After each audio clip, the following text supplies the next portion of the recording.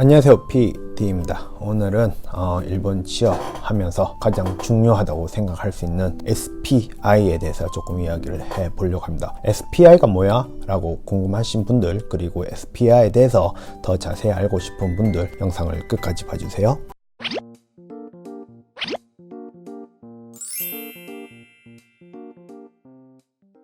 SPI라고 하죠. SPI 일단 영어입니다. Synthetic Personality Inventory인가? 그럴 정도 될 거예요. Synthetic? 뭐 아무튼 이걸 이제 종합 검사라고 하는 이제 시험입니다. SPI는 일본의 이제 리크루트라는 이제 큰 이제 그룹 회사가 만든 시험이고요. 절대 국가기관에서 만든 시험이 아니라는 점 먼저 이해를 해주시길 바랍니다. 그래서 이 시험은 인품이나 뭐 사람의 성격, 그리고 적성, 그리고 어떤 조직에 들어가면 이 사람이 잘 일을 할 것인가에 대해서 알려주는 뭐 매칭 서비스 비슷한 그런 시험인 걸로 이해를 하시면 됩니다. 사실 일본은 크게 학교 성적을 보지 않습니다. 면접 때도 그렇게 묻지도 않고요. 그렇기 때문에 이제 면접만으로 알 수 없는 지원자의 학력이나 학력이라기보다는 뭐 지적 능력이나 뭐 아니면 적성이라든지를 이제 면접으로만 알 수가 없으니까 이런 SPI를 통해서 회사가, 기업이 알고자 하기에 SPI를 중요하게 여기는 것 같습니다. 제가 최신 자료는 확인을 하지 못했지만 2015년도 시점에서 연간 11,100개의 회사들이 SPI를 이용을 하고 있고, 그리고 181만 명이 연간 시험을 치고 있다고 합니다. 정말 어마어마한 숫자입니다. 그리고 1만 1,000개 정도의 회사면 뭐 거진 유명한 대기업, 그리고 중견기업은 거진 다 여기 안에 들어가니까 SPI를 치지 않고서는 좋은 기업에 들어간다는 건 조금 어려운 거라고 생각을 하시는 게 훨씬 좋다고 저는 생각을 합니다. 하지만 이제 일본 취업을 하시다 보면 SPI만 있는 것이 절대 아닙니다. 회사마다 SPI를 하는 것도 있고 그 외에 다른 적성 검사라든지 시험이 있기도 하기 때문에 그거에 대해서는 영상 끝부분에 따로 설명을 드리겠습니다. 일단은 먼저 SPI가 어떤 시험으로 구성이 되었는지에 대해서 알려드리겠습니다. 일단 SPI는 크게 5개의 종류의 시험으로 만들어져 있습니다. 첫 번째가 언어 능력, 두 번째가 비언어 능력, 세 번째가 성격 검사, 네 번째가 영어 검사, 다섯 번째가 구조적 파악력 검사라고 있습니다. 이거 하나하나에 대해서 제가 간단하게 설명을 드리도록 하겠습니다. 아까 말씀드린 것 중에서 세 번째 성격 검사를 제외한 언어 검사, 그리고 비언어 검사, 그리고 영어 검사, 그리고 구조 파악 검사에 대해서는 능력 시험으로 불립니다. 이거에 대해서 먼저 알아보도록 하겠습니다.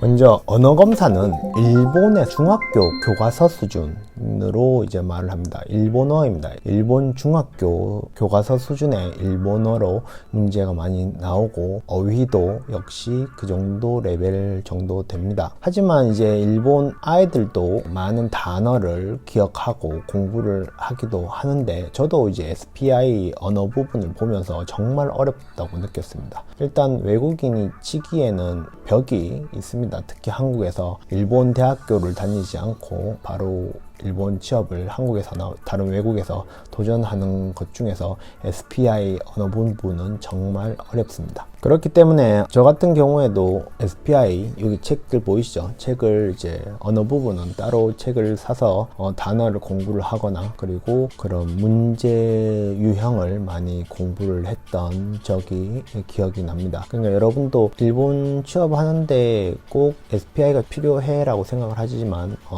일본은 능력 시험 자격증보다 SPI 언어 영역 쪽 시험을 더 잘 보시는 게 일본 취업 성공에 더 가까운 길로 가시는 게 아닐까라고 생각을 합니다. 그렇기 때문에 어떤 문제가 나와 라고 말씀을 혹시 주신다면 뭐 간단하게 말씀을 드리면 정말 간단하게 말할게요.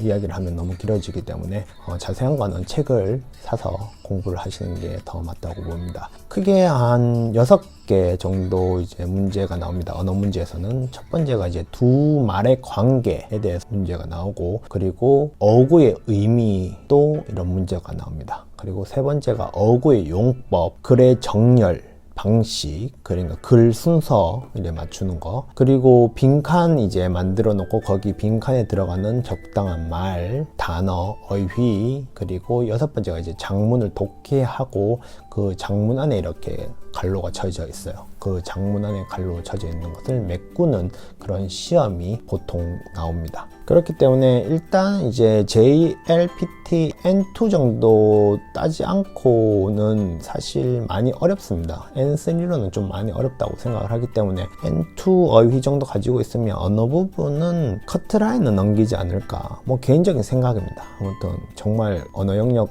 쪽은 공부를 많이 하셔야 되고, 비언어 문제에 대해서 이제 이야기를 해드리겠습니다. 비언어 문제는 수학, 뭐 산수 쪽이 가깝다고 생각을 해요. 산수라고 생각을 하면 됩니다. 비언어문 쪽은 딱히 일본어를 몰라도 문제만 봐도 파악이 되니 크게 걱정하실 건 없지만 역시 시간이 문제입니다. 갑자기 쉬운 문제가 나오거나 하면 떨리고 막 그런 것도 있잖아요. 역시 시험이고 하니까. 중학생들 수준의 수학이 나오고 산수가 나오기 때문에 그렇게 걱정하실 건 없다고 하니 여기에 대해서는 이렇게 이야기를 따로 안 해드리고, 크게 이제 비언어 문제라고 하면 수학, 그리고 언어 문제라고 하면 일본어라고 생각을 하시면 됩니다. 그래도 궁금하시죠? 비언어 문제, 수학 문제 어떤 게 나오냐, 이것도 간단하게 말씀을 드리면, 일단 뭐 플러스 마이너스 더하기 빼기 나누기 나오고요. 그리고 퍼센테이지 구하는 방법도 나옵니다. 그리고 순서, 그리고 확률, 그리고 편성 할 줄도 아셔야 되고요. 그리고 비율하고 대비도 아셔야 하며, 그리고 손익 계산 이런 거 있죠. 누가 돈을 더 많이 벌었나, 아니면 어떻게 하면 원가가 얼마고 정가가 얼마며 그런 거 있잖아요. 할인율 이런 것도 계산을 하는 문제가 나옵니다. 그리고 요금 할인에 대해서도 이제 그런 비슷한 것도 나오고, 걸리는 일수, 날짜 계산하는 거 있죠. 날짜 계산하는 것도 나오고, 그 다음에 대금 정산, 요금 계산하는 그런 것도 나옵니다. 그리고 속도, 그리고 언제쯤 이런 조건에 의해서 어디까지 도착을 하느냐, 이런 속도 계산도 나오고, 그리고 집합, 뭐 교집합이라든지 뭐 그런 거 있잖아요. 그런 거 합집합이라든지 그런 것도 같이 나오는 거 합집합이라든지 그런 것도 같이 나오는 게 비언어 문제, 수학 문제들의 대충적인 그런 문제 유형입니다. 자세한 거는 책을 한번 더 보시는 걸 추천드립니다. 오늘도 여기까지 D였고요. 파티 같은 하루 되시고 좋은 하루 되세요. 안녕. 그리고 비언어 부분하고 언어 부분을 사실상 제외한 성격 테스트가 저는 가장 중요한 회사가 여러분을 판단하는 기준이 아닐까라고 생각을 합니다.